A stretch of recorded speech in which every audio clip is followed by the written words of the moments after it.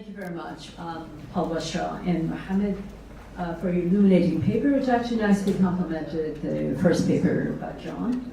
And I can only say is that I wish a lot of those ethical guidelines were still being enforced today. We'd be living in a different world, wouldn't we? Our third speaker is Sahar Khamis, who is an associate professor in the Department of Communication at the University of Maryland. And the title of her presentation is Defending Democracy in the Muslim World, A Path to Justice, Stability, and Prosperity. Okay. Oh, I'm sorry. I'm very sorry, because the title was actually given on top of the speaker's name. Let me rephrase that. I just gave you the title of the last presentation. And actually, she will be speaking on transnational online repression and resistance, gendered digital activism to advance democracy in the Muslim world. Nicely continuing, I think, what Mohammed had started talking about in terms of gendered activities. My pleasure.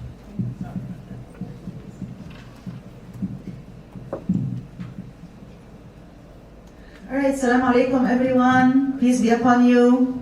Morning. So happy and honored to be with you in another great Center for the Study of Islam and Democracy conference. Thanks to Center for Islam and Democracy and also for MPAC, Muslim Public Affairs Council, for putting together this important and timely conference. I cannot think of a more important and timely moment to talk about the issue of authoritarianism and the need to stand against authoritarianism than the moment that we are facing now, regionally, internationally, domestically, you name it. And just very briefly, I want to make sure this is working here in terms of the slides. My topic is transnational repression and resistance, gendered activism to advance democracy in the Muslim world. So before we start, I just want to quickly tell you a little bit about myself. I'm an Egyptian-American communication scholar, and I've been conducting qualitative, ethnographic, and feminist research with a special focus on media dynamics in the Arab world and the Muslim world. My investigation has always focused on Arab and Muslim women, and it's a particular area of interest for me. Women's multiple resistances and multiple roles and activisms in the Arab and Muslim world, whether they are journalists, whether they are opponents, dissidents, activists, you name it. There's actually some kind of overlap between these categories, as my presentation is gonna show. And I am the co-editor of the book Arab Women's Activism and Socio-Political Transformation, Unfinished Gendered Revolutions. So some of my findings in this study are based on some of the topics and themes discussed in this book. Next, please. So about this study, of course, we know that more than a decade ago, the Arab Spring uprisings have erupted and brought about a wide array of outcomes unfolded, of course, in these different countries. And of course, as we all know as well, women played a very important and pivotal role in the midst of these uprisings. Politically, socially, economically, they have been an important cornerstone for the initial success of the Arab Spring uprisings before things went in a wrong direction. We're going to talk about that also in a moment. But initially, what we have seen in countries like Egypt, Tunisia, is that we have seen some kind of regime change and things were looking favorable, at least at the beginning, before things started to go in a negative direction. So this study is based on interviews with 20 women activists, journalists, opponents, dissidents for different countries, 4 countries in particular, Egypt, Bahrain, Syria, and Tunisia. And of course, the names here are changed to keep them anonymous and protect their own privacy, except in a case where there's actually a journalist from Bahrain who said it's okay to use her real name. So I did that. Of course, the interviews were done over Zoom and Skype because of the geographic location. The importance of the study, very quickly, I will say it's very important to focus on women because not just I'm a professor of communication, also an affiliate professor of gender and women's studies, but mainly because women are half of society and they give birth to the second half. So we cannot talk about issues of development or advancement or democracy or change without talking about women and women's important role. It's also very important to deconstruct some of the myths and the stereotypes about Arab women / Muslim women who are usually misportrayed or misrepresented. as weak and helpless and powerless, or simply as sexualized objects, or all of the above. So when you see images of women who are resisting, and many times with great risk to their own safety and the safety and welfare of their own families, putting themselves at risk of being arrested, harassed, detained, or even killed, that immediately changes many of these negative misperceptions, stereotypes, and myths about Arab and Muslim women. Of course, women have also suffered, Arab women and Muslim women in particular, from 3 layers of invisibility. Invisibility in everyday life, for their work and labor is oftentimes not recognized as quote-unquote work, because they don't receive a paycheck every week or every couple of weeks. So therefore, it's informal and undocumented labor. Also, invisibility in academia, that has not been giving them a fair share of the attention they deserve. And of course, invisibility and misrepresentation in the media as well, through some of these stereotypes and misrepresentations. So it's very important to try to overcome these layers of invisibility. And illustrating as well the different activisms, resistances, and feminisms of these Arab and Muslim women. And I'm using here the plural on purpose, because I don't believe that there is one-size-fits-all activism, or one-size-fits-all resistance, or one-size-fits-all feminism. So we have to talk about all of these in the plural, using the plural as activism, resistances, and feminisms. It is also very important here to talk about a very important phenomenon that this presentation is focusing on, which is the phenomena of cyber-feminism. Cyber-feminism, simply put, is the sister term for cyber activism. And cyber activism is the use of social media and new media in order to bring about change, to fight authoritarianism, to bring about some kind of positive social and political change in society. That is the phenomena of cyber activism. The sister term is cyber feminism. It's when women themselves try to take the digital media and social media in their own hands in order to bring about some kind of favorable change in their own societies. And in that particular sense, we can say that women are fighting what we can describe as a dual struggle.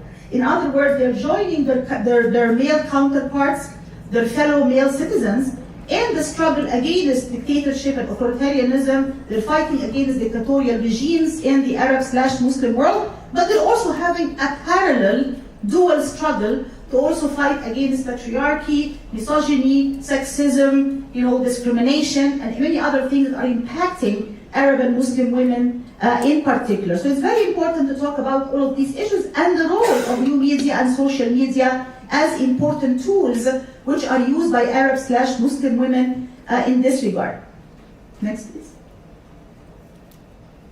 So, cyber-feminism in the Arab Spring, it is not a secret, of course, that women played very, very important roles during the Arab Spring movements, not just as quote-unquote supporters of the fellow male citizens, or helping them in some kind of way, or nurturing them. No, they were actually at the front lines of resistance, risking their own lives, risking their own bodies.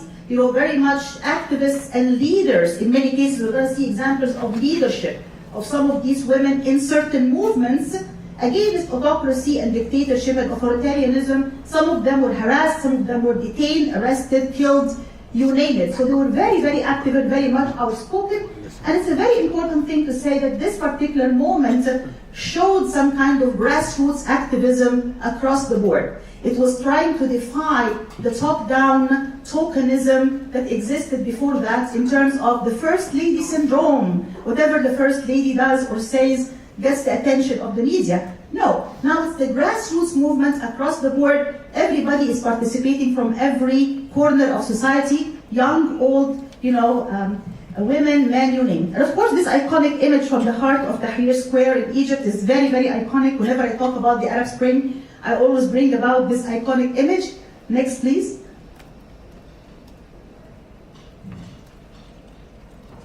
And this is another one of my favorite iconic images as well. This is a very much middle-class Egyptian woman in the heart of Tahrir Square, trying to play a role in her own society and bring attention to issues of imprisonment and detention. This is Wa'il Ghunaimi, who was one of the iconic figures in the revolution.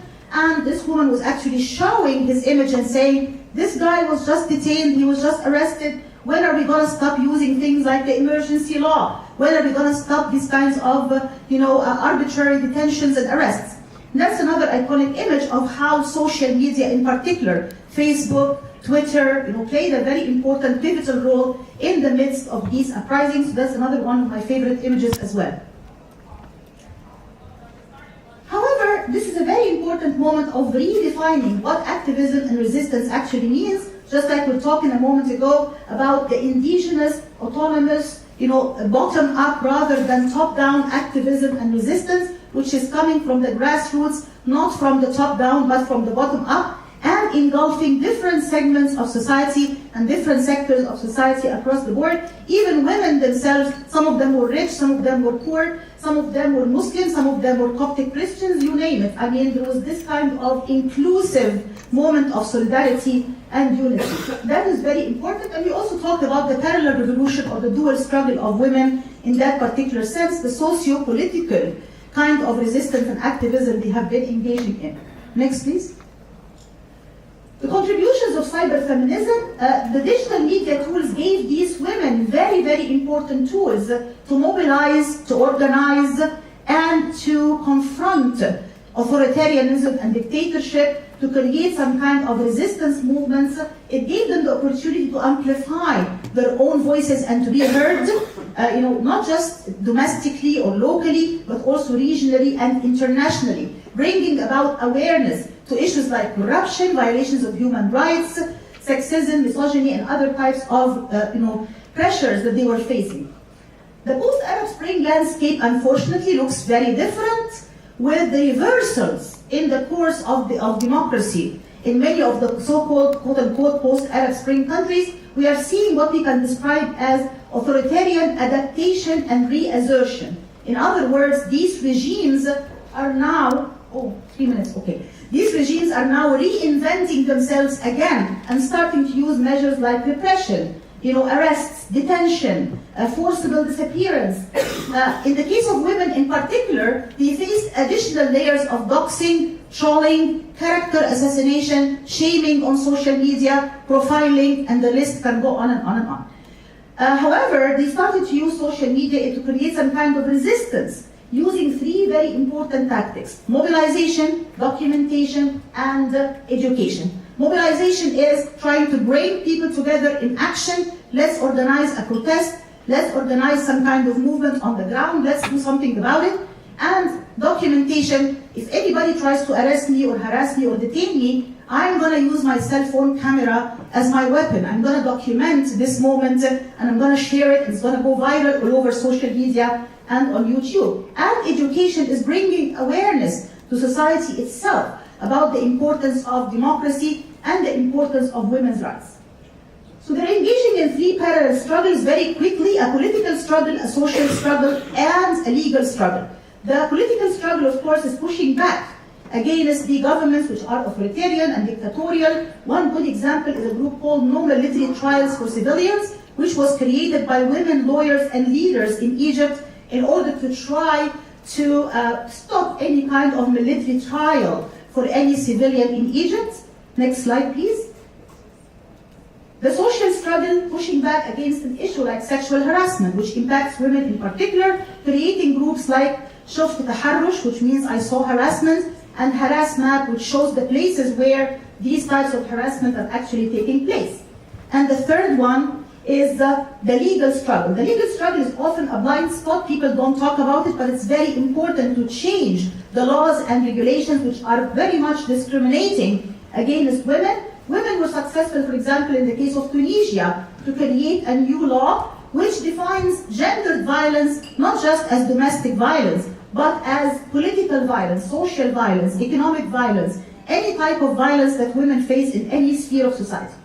So when we look at these three parallel struggles, we can clearly see how women were using the social media tools they have at their disposal in order to create positive change in their own societies and to create some kind of shift away from authoritarianism, dictatorship, autocracy, and to create some kind of favorable and positive change in their own societies. Next, please. Yes. So there are some gains and opportunities for sure. Women were able to increase the visibility of their own issues, of their own struggles, to speak up, to bring about international awareness, to bring about a lot of visibility for their own causes. And many of these women became role models, not just for other women, but even for young men and for society as a whole. Next, please. Also, they were able to really become leaders in their own right in the political, social, economic, and legal spheres, therefore shattering many of the myths and stereotypes we were talking about earlier, and setting a new stage and a new phase for activism and resistance in the Arab/Muslim world. Next, please. However, there are a lot of threats and challenges as well. We have to say that the reversals in the process of democracy and democratization in this region meant also huge challenges for women. The shift from solidarity to fragmentation, from unity to polarization, the persistence of some of the negative practices and patriarchy and other negative traditions that are still impacting women. And for some people on the secular/liberal camp, they see the rise of political Islam as also a challenge. The limitations of cyberfeminism, just like everything else in life. Yes, we talked about all of these potentialities and all of these great things about cyberfeminism, but it's not a magical stick. It is not a magic stick or a magic tool. It can only go so far. It has to be the people on the ground, in this case the women on the ground themselves, who actually bring about change whenever they decide to do so and however they decide to do so. It's not an end-all, be-all. It's not like, oh, we have the digital tools, next thing we're going to have democracy. That is not the case. So to conclude, we're actually seeing some potentialities, limitations, and future prospects for gender diasporic resistance. Of course, as you can imagine, with the reversals in democracy in this part of the world, many activists, including women activists, started to leave their own countries and exercise their own activism and resistance from the diaspora. But even there, in the diaspora, they are not free of government persecution, of government intimidation going after them. We saw what happened with Jamal Khashoggi in the case of Saudi Arabia. He is not the only one, but the most famous example. So yes, you can bring about amplifying the voices of opposition and dissent. You can bring about more attention and visibility internationally, but still there are limitations and still there are threats even in the diaspora. Next, please. So these women succeeded to bring about this attention, but we can see that there is a limited trickle-down effect. In other words, when you are creating a movement in the diaspora, usually it does not trickle down to the wider segments of society, because people see you as living in the safety of Arlington, Virginia. You are not really on the ground in Tahrir Square. You are not on the ground in Tunisia or Syria. So what are you talking about? So it has some kind of limited credibility and limited on-the-ground effect, and that is one of the limitations of activism in the diaspora. And finally, a very last final word, we need to really adopt what we can call a middle ground. We don't want to be in the extremes of too much optimism or too much pessimism, because both of them are unfavorable extremes. Whether in terms of talking about the phenomena of cyber activism and cyber feminism, we need to stay away from what we call cyber pessimism or cyber optimism, and to adopt the middle ground of cyber realism. See it for what it is, acknowledge the powers and the strengths, but also the weaknesses and the limitations. And the same thing when we talk about the future of democracy and activism and resistance in this part of the world. We need to acknowledge what has been done, what has been achieved, but we also need to be honest about what remains to be done and the threats and challenges ahead. Thank you so much.